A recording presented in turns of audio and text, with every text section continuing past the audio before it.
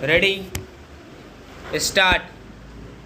Madam Deputy Chairman, from the speeches which the Honorable Minister for Planning made in this house and in the other house, and from a perusal of the note which has been circulated to us regarding the progress that has been made in the third 5-year plan and the various states of the government and the planning commission, I have a feeling that the government of India is trying to assuage the feeling of dissatisfaction in the country through promises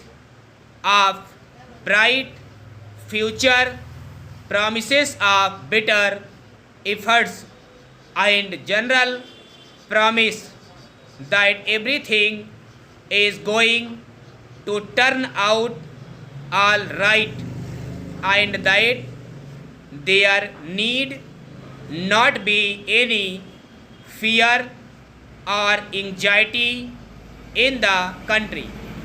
Madam, while saying this, I realize that the country has made certain progress in the development of our economy during the last decade.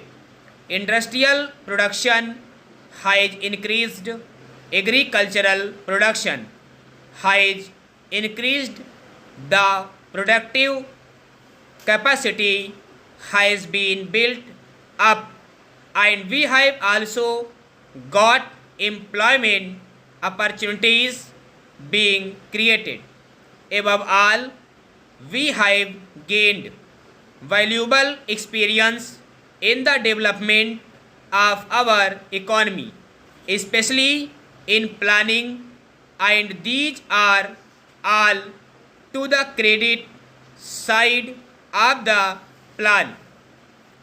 Unfortunately, madam, the price that we have paid for this progress is rather heavy.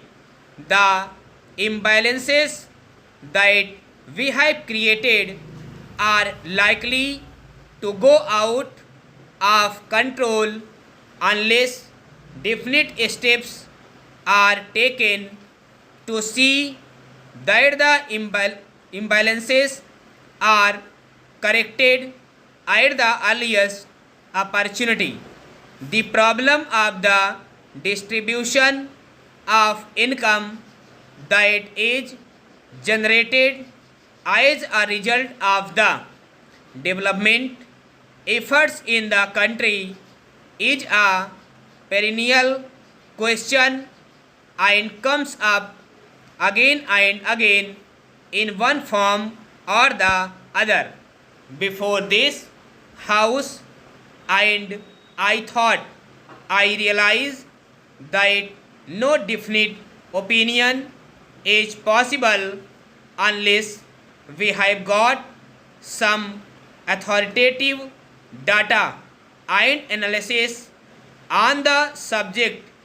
There is clear indication of the fact that if not economic wealth, at least economic power is being concentrated in fewer and fewer hands.